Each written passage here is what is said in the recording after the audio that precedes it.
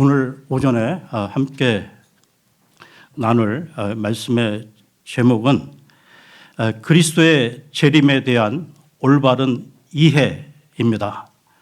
그리스도의 재림에 대한 올바른 이해. 오늘은 데살로니가 후서 강의 세 번째 시간으로 지난 시간에는 데살로니가 성도를 향한 바울의 기도와 관련해 하나님의 부르심에 합당한 삶에 대해서 살펴보았고요. 오늘은 예수 그리스도의 재림에 대한 바른 가르침에 대해 말씀을 나누겠습니다. 그러면 먼저 오늘의 본문을 보겠습니다. 데살로니가 후서 2장 1절에서 12절입니다.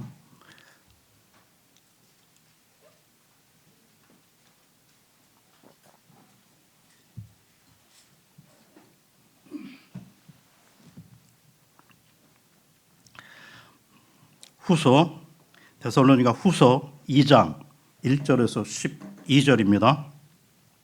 형제들아, 우리 주 예수 그리스도의 오심에 의하여 또 우리가 그분께로 함께 모이는 일에 의하여 이제 우리가 너희에게 간청하노니 영어로든 말로서든 우리에게서 온 것처럼 보이는 편지에 의해서든 그리스도의 날이 가깝다고 하여 너희가 금방 생각으로 동요하거나 불안해하지 말라는 것이라. 아무도 어떤 방식으로든 너희를 속이지 못하게 하라. 이는 먼저 떨어져 나가는 일이 오지 않으면 그날이 오지 않을 것이요, 그러고 나서 그 죄의 사람 곧 파멸의 아들이 드러나지 않으면 그날이 오지 않을 것이기 때문이라. 그는 대적하는 자요 하나님이라고 불리거나 경배를 받는 모든 것 위로 자기 자신을 크게 높이는 자니라. 그렇게 하여 그가 하나님처럼 하나님의 성전 안에 앉아 자신이 하나님이라고 스스로를 내보이느니라. 내가 아직 너희와 함께 있었을 때 내가 이런 것들을 너희에게 알려준 것을 너희는 기억하지 아니하느냐. 그리고 그가 그의 때에 나타나 보이기 위해 억누르고 있는 것이 무엇인지 너희가 이제 아느니라. 이는 죄악의 신비가 이미 활동하고 있기 때문이니 오직 지금 막고 있는 자가 막을 것이나 그가 그 길에서 옮겨질 때까지 막을 것이라. 그리고 그 후에 그 악한 자가 나타나 보일 것이니 주께서 그분의 입에서 나오는 영으로 그를 진멸시키실 것이요 그분의 오심의 찬란함으로 멸하시리라. 바로 그를 멸하시리니 곧 그의 오는 것은 사탄의 역사에 따른 것으로 모든 권능과 표적들과 거짓 이적들을 동반하며 또한 멸망하는 자들 안에 있는 모든 불의의 속임수를 동반하리라. 이는 그들이 구원받도록 하기 위한 진리의 사랑을 받아들이지 않았기 때문이라. 그런즉 이런 까닭에 하나님께서 그들에게 강한 미혹을 보내시리니 그들로 하여금 거짓말을 믿게 하려 하시며 진리를 믿지 않고 오히려 불의 안에서 쾌락을 누린 그들 모두로 하여금 영벌의 심판을 받게 하려 하심이라. 여러분, 그러니까 우리 성도들이 재림에 대한 이 바른 신앙을 갖는 것은 대단히 중요한 것이, 이 재림에 대한 신앙은 성도들의 영혼, 몸을 일깨우고 성화를 이루어 가도록 하기 때문입니다. 그런데요, 이 데살로니가 성도들 중 일부가 그리스도의 재림에 대해 오해가 있었습니다. 그러니까 그 당시 그 날이 갈수록 이 데살로니가 교회를 향한 박해와 환란이 점점 심해지고 있었는데요. 그러니까 주님은 오시지 않았습니다. 그러니까 그러던 중 그리스도의 이 재림이 임박했다는 소문까지 돌기 시작했던 것이죠. 그러니까 이에 그 데살로니가 성도들의 마음은 흔들렸고 두려워했던 것입니다. 그러니까 그리스도께서 재림하실 때 내가 휴고되지 못한 것이 아닌가라고요. 그러니까 이에 사도 바울은 이런 불안을 해소하고 건강한 신앙생활을 하도록 하기 위해 데살로니가 후서를 기록했던 것입니다. 오늘 본문 이 데살로니가 후서 2장은 데살로니가 성도들에게 이 재림에 대한 바른 이해를 갖도록 도와주는 내용이라는 것이죠. 오늘 본문을 통해 우리 또한 이 재림에 대한 바른 가르침을 살펴보겠습니다. 본문 말씀 2장 1절 2절을 보겠습니다. 2장 1절 2절입니다. 형제들아 우리 주 예수 그리스도의 오심에 의하여 또 우리가 그분께로 함께 모이는 일에 의하여 이제 우리가 너희에게 간청하노니 영으로든 말로서든 우리에게 온 것처럼 보이는 편지에 의해서든 그리스도의 날이 가깝다고 하여 너희가 금방 생각으로 동요하거나 불안해하지 말라는 것이라. 주의 재림, 즉 그리스도의 날이 임박했다는 소문이 데살로니가 교회에 퍼져 나가므로 성도들이 불안해했는데요. 그렇다면 이 거짓 소문이 어떻게 퍼지게 되었을까요? 첫째는 2절에 나오고 있듯이 영으로입니다. 그러니까 소위 예언의 은사를 받았다고 하는 그 사람들이 하나님으로부터 계시를 받았다고 주장한 것입니다. 둘째는 말로입니다. 그러니까 어떤 사람들은 바울이 재림에 대해서 말하는 것을 들었다고 소문을 냈던 것입니다. 세 번째는 편지입니다. 어떤 사람들은 그러니까 주님의 재림이 임박했다는 바울의 편지를 받았다고 주장을 했는데요. 이것은 거짓 편지였습니다. 그래서 사도 바울은 데살로니가 후서 3장 17절, 데살로니가 후서 3장 17절에 다음과 같이 말하고 있는데요. 3장 17절을 보겠습니다.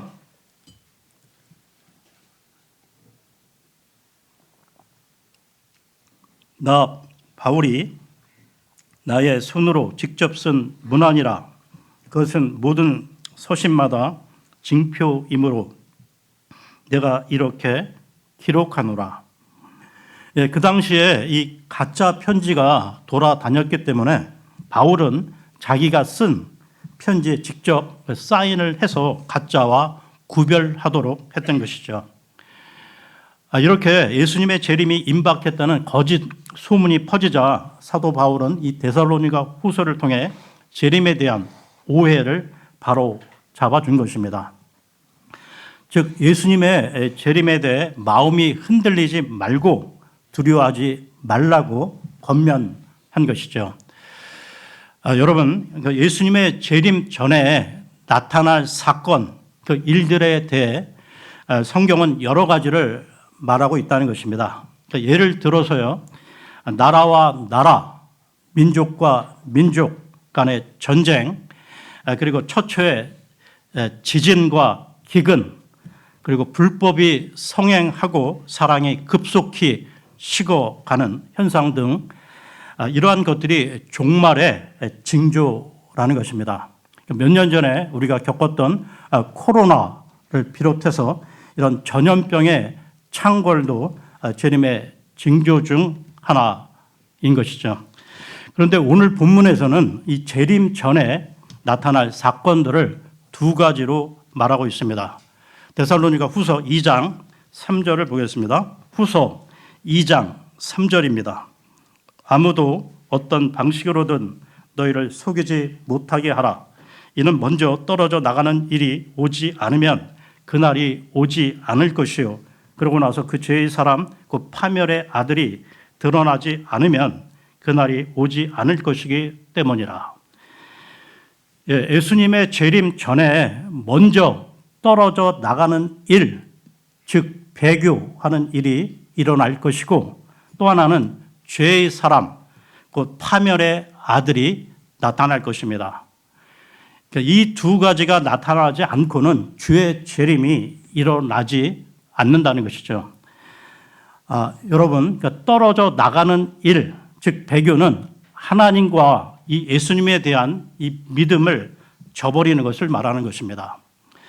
여기서의 배교는 부분적인 배교가 아니고요, 마지막 종말에 있을 배교, 즉 하나님의 권위에 맞서는 전 세계적인 반역을 말하는 것입니다. 여러분, 지금 우리가 살아가는 온 세상을 한번 보십시오.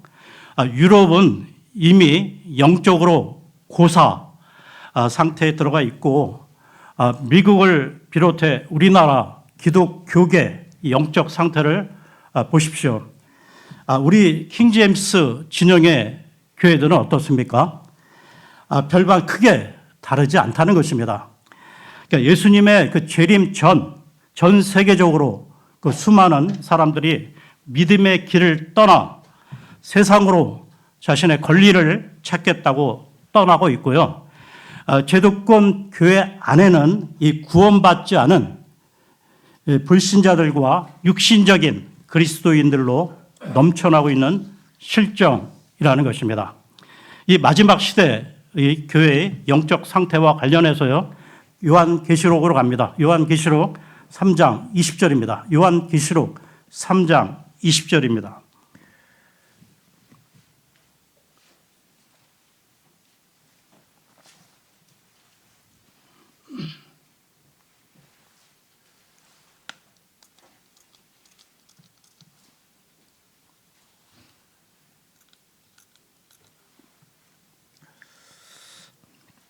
보라, 내가 문 앞에 서서 두드리노라. 누구든 나의 음성을 듣고 문을 열면 나는 그에게로 들어갈 것이요 그와 함께 만찬을 먹고 그도 나와 함께 만찬을 먹으리라. 이 구절은 우리가 개인 구령할 때 많이 인용하는 구절이기도 한데요. 근데 이 구절의 전후 맥락은 지금 이 마지막 시대 영적 상태, 교계의 상태를 말하고 있는 것입니다. 우리가 살아가고 있는 이 마지막 교회 시대는 예수님이 문 밖에 서 계신 형국이라는 것이죠. 여러분, 우리나라 이 대형 교회들을 한번 보십시오. 주님과 관계없이 자신들만의 교회 놀이를 하고 있는 교회들.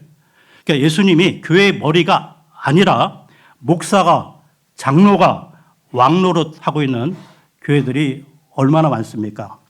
그러니까 이와 같은 맥락에서 성경은 에베소 교회와 이 버가모 교회에 나타났던 니콜라파를 증오하고 있는데요. 참고로 이 니콜라라는 말은 평신도를 지배하는 교권주의적 계급주의를 말하는 것입니다. 대표적인 것이 캐톨릭 교회들이고요. 지금 우리나라 제도권 교회, 큰 교회, 대형 교회들이 주로 이렇다는 것입니다. 이와 관련해서요, 요한계시록 2장 6절을 보겠습니다. 요한계시록 2장 6절입니다.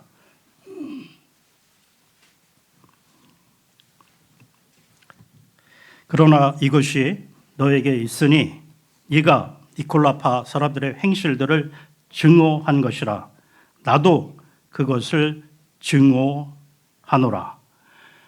그리고 조금 내려오셔서 2장 15절, 요한계시록 2장 15절입니다.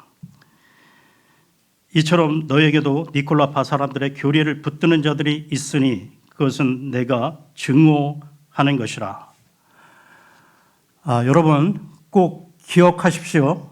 주님은 목사나 또는 어떤 직분자가 교권주의로 일반 지체들 위에 군림하거나 지배하려 하는 것을 증오한다고 말씀하고 있는 것입니다. 여러분, 만일 그런 교회가 있다면 멀리 하십시오. 여러분, 지역교회의 머리는 오직 예수 그리스도시고 사역자나 일반 지체나 우리 모두는 같은 레벨, 동등한 형제, 자매들이라는 것입니다. 그리고 예수님의 재림 전에 일어날 일이 또 하나 있는데요. 죄의 사람, 곧 파멸의 아들이 나타날 것입니다. 이 죄의 사람은 종말에 나타날 적그리스도를 말하는데요. 죄의 사람이란 말은 하나님의 법을 무시하고 하나님의 뜻에 도전하며 예수님을 부정하는 사람이라는 것입니다. 이 죄의 사람을 파멸의 아들이라고도 하는데요. 이 말은 멸망당하기로 애정된 자라는 뜻입니다. 그렇다면 주의 재림 전에 나타날 이 죄의 사람은 어떤 모습인가를 보겠는데요. 데살로니가 후서로 돌아와 후서 2장 4절을 보겠습니다. 데살로니가 후서 2장 4절입니다. 그는 대적하는 자요 하나님이라고 불리거나 경배를 받는 모든 것 위로 자기 자신을 크게 높이는 자니라. 그렇게 하여 그가 하나님처럼 하나님의 성전 안에 앉아 자신이 하나님이라고 스스로를 내보이느니라. 여기서 대적하는 자는 사탄이 아니라 적그리스도인데요. 그러니까 적그리스도란 문자적으로 예수님을 대적하는 자라는 뜻입니다. 그러니까 앞으로 나타날 적그리스도는 하나님보다 자기를 높이면서요, 실제 예수님 성전에 앉아 모든 자들에게 자기를 숭배하게 할 것입니다. 계속해서 2장 5절입니다. 5절입니다. 내가 아직 너희와 함께 있었을 때 내가 이런 것들을 너희에게 알려준 것을 너희는 기억하지 아니하느냐. 사도 바울이 데살로니가에서 복음을 전하고 가르칠 때 종말에 대해 이미 가르쳐 주었음을 말하고 있는 건데요. 즉 예수님의 재림 전에 배교가 일어나고 죄의 사람이 나타나 자기가 하나님이라고 할 것에 대해 이미 알려주었다는 것입니다. 여러분, 그러니까 여러분들도 들어보셨듯이 우리나라에도 과거에 자기가 재림주이며 세상을 구원할 메시아라고 주장한 이단들이 있었고 지금도 그렇게 주장하는 사람들이 수십 명 있다는 것입니다. 그러나 앞으로 종말에 나타날 진짜 적그리스도는 이들과는 비교가 안 되는 강력한 존재라는 것입니다. 전 세계적으로 큰 영향을 끼치며 미혹하는 악한 존재라는 것이죠. 계속해서 2장 6절을 보겠습니다. 6절입니다. 그리고 그가 그의 때에 나타나 보이기 위해 억누르고 있는 것이 무엇인지 너희가 이제 아느니라. 재림 직전에 그 죄의 사람이 나타날 때가 오는데요. 그러면서 지금은 그가 나타나는 것을 막는 것이 있다고 말하고 있습니다.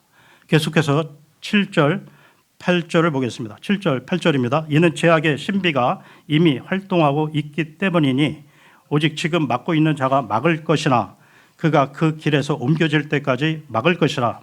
그리고 그 후에 그 악한 자가 나타나 보일 것이니 주께서 그분의 입에서 나오는 영으로 그를 진멸시키실 것이요 그분의 오심의 찬란함으로 멸하시리라. 7절에 죄악의 신비가 나오고 8절에 악한 자가 나오는데요. 악한 자는 종말에 나타날 적그리스도입니다. 그런데 죄악의 신비는 이미 바울 그 당시에도 활동하고 있다고 밝히고 있는데요. 그러니까 죄악의 신비란 사탄의 조종을 받아 은밀하게 하나님을 대적하고 하나님 나라의 확장을 저지하며 교회를 파괴하는 악의 세력을 말하는 것입니다.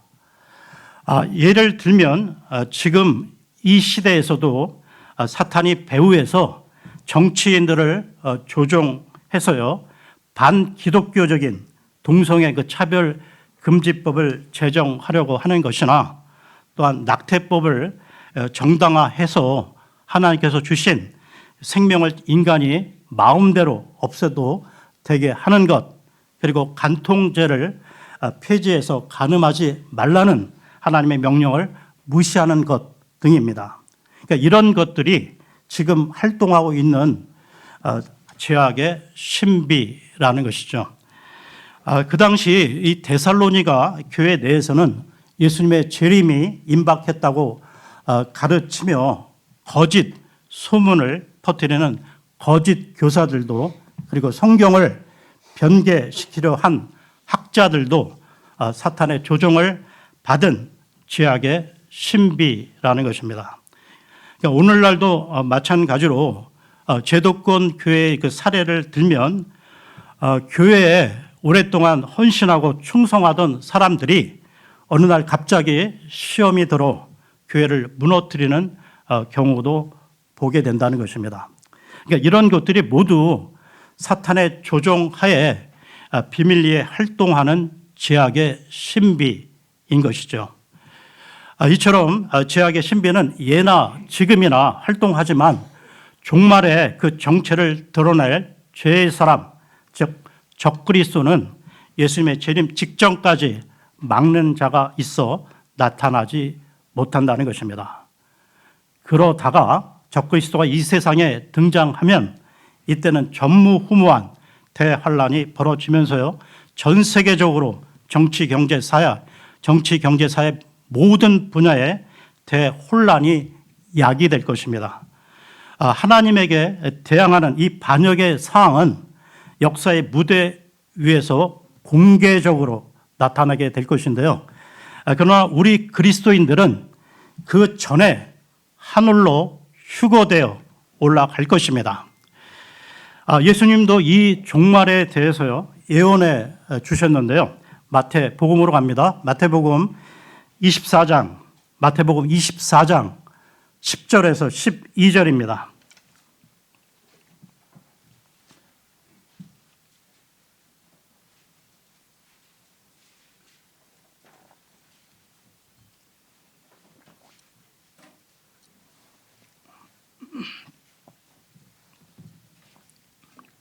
(24장) 10절에서 12절입니다. 그리하면 그때 많은 이들이 실족하게 될 것이요 서로 배반할 것이요 서로 증오할 것이라. 그리고 많은 거짓 예언자들이 일어날 것이요 많은 이들을 속이리라. 그리고 죄악이 성행할 것이므로 많은 이들의 사랑이 점점 차가워지리라. 그리고 13절을 잘 보십시오. 그러나 끝까지 견딜 자 바로 그는 구원을 받으리라. 이 대환란은 끝까지 견딜 자가 구원을 받는다고 말씀하고 있는데요. 여러분, 혼동하시면 안 되는 것이 이 마태복음의 수신자는 교리적으로 유대인들이라는 것입니다. 제가 조금 전에 우리 그리스도인들은 이 대환란을 겪지 않고 대환란 전에 휴거되어 하늘로 올라간다고 했는데요. 그러니까 이 13절은 대환란 전 휴거되지 못하고 이 땅에서 대환란을 겪게 되는 구원받지 못한 유대인들과 불신자들에게 적용되는 구절이라는 것입니다. 그래서 이 대환란을 다른 말로 야곱의 고난, 야곱 이스라엘이죠. 야곱의 고난이라고 또 부른다는 것입니다.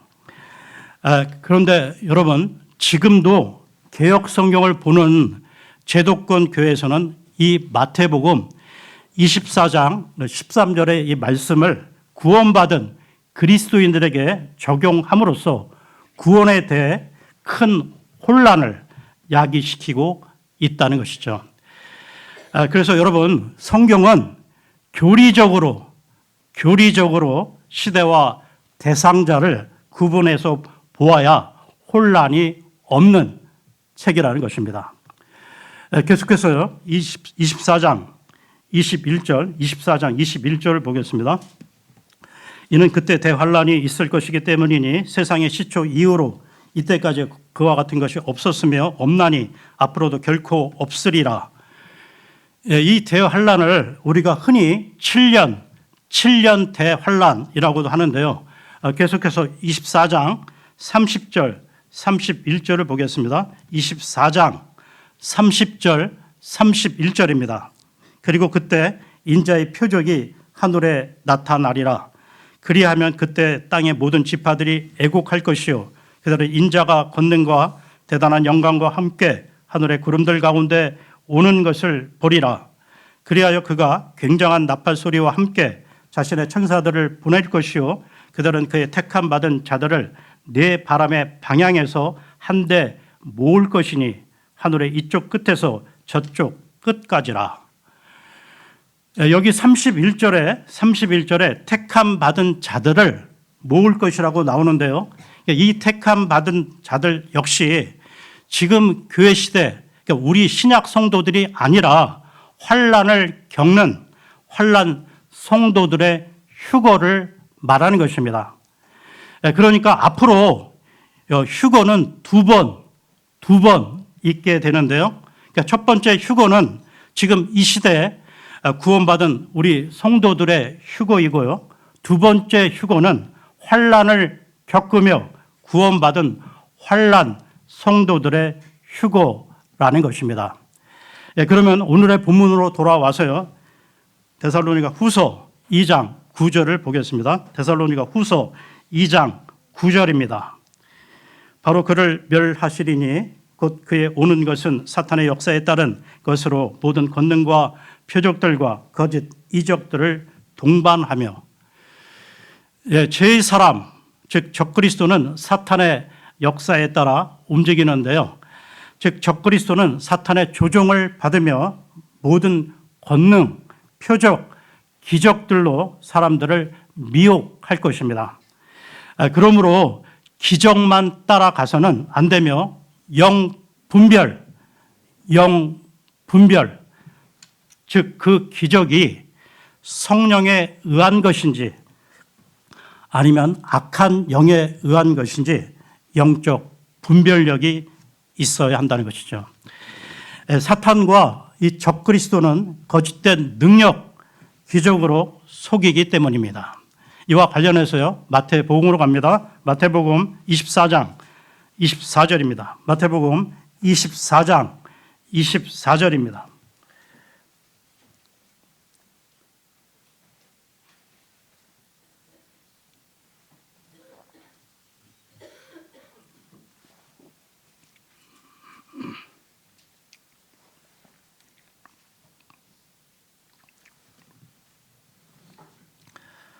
(24장 24절입니다) 이는 거짓 그리스도들과 거짓 예언자들이 일어날 것이요 대단한 표적들과 이적들을 보일 것이기 때문이라.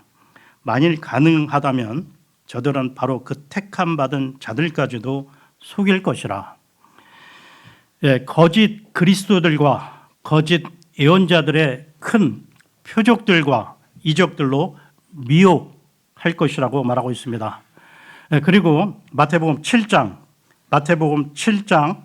22절, 23절을 보겠습니다. 마태복음 7장 23절입니다.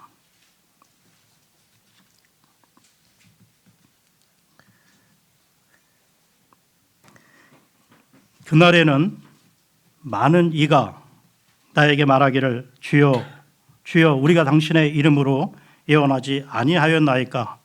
또한 당신의 이름으로 마귀들을 쫓아내지 아니하였나이까? 또한 당신의 이름으로 많은 경이로운 행위들을 하지 아니하였나이까? 할 것이라. 그런즉 그때 나는 그들에게 공언하겠노라. 나는 결코 너희를 알지 아니하였노라. 죄악을 행사하는 너희들아 나에게서 떠나라.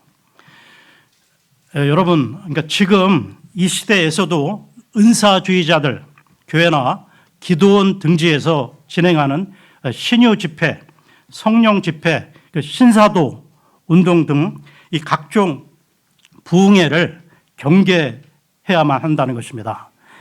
사람들이 가장 잘 속아 넘어가기 쉬운 것이 이 능력과 기적이기 때문입니다.